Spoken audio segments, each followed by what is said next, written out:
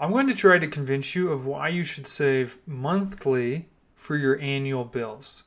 When I started doing this, as I first started creating my budget and putting it into action, it was a total game changer for me. And I know a lot of people don't do this because, well, everyone sort of complains when these big expenses hit, right?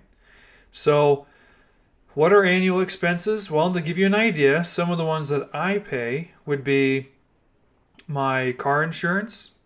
That I pay the 6 month premium up front, so twice a year that comes up. My car registration, Amazon Prime renews every year. Some premium credit cards are in there as well. There's that annual gym membership maintenance fee. That's in there too, right? So there's things like we know that they're there, that they're going to come, but I think we often forget about them to the point where when they do come up, we weren't planning for it.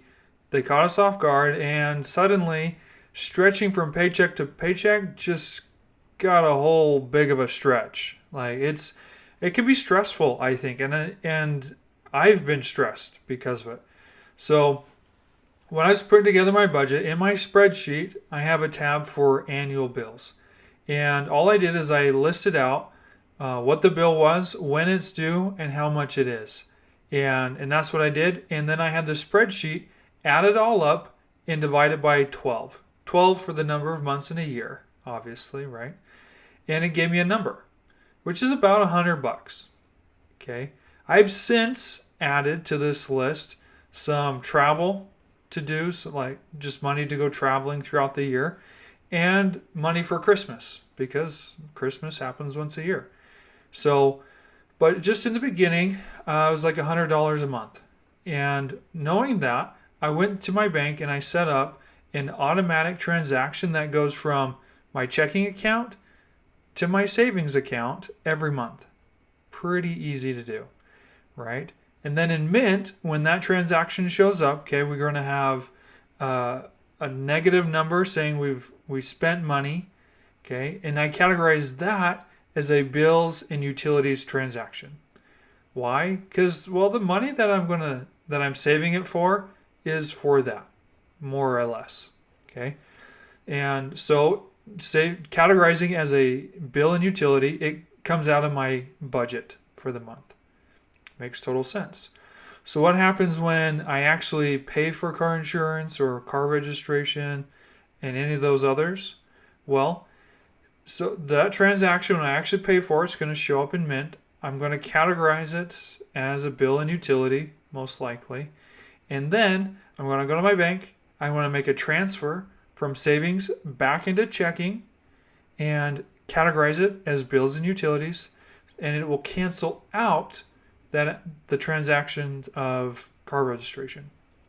Really easy. So my budget, when I'm looking at it, so I have the transaction for car registration, I have the transaction from savings to checking, and my budget doesn't look like I took a hit, right? I'm not stretching that monthly paycheck because I wasn't expecting to pay for something, right? So, like I said, this was a huge game changer for me, and I think it can be for you too. So, if you're not doing it yet, go and do it. Even if you don't have strong intentions of creating a budget, or if you're in debt or not, and you're doing this to get out of debt or not, okay, I think this will alleviate so much stress day to day, month to month, paycheck to paycheck, that I'm telling you about it because it has changed my life financially. Like, I'm all about it. It has made a huge deal for me. So that's my tip for this week. Really, figure out what your annual bills are and then save for them monthly. It's the best thing you'll ever do.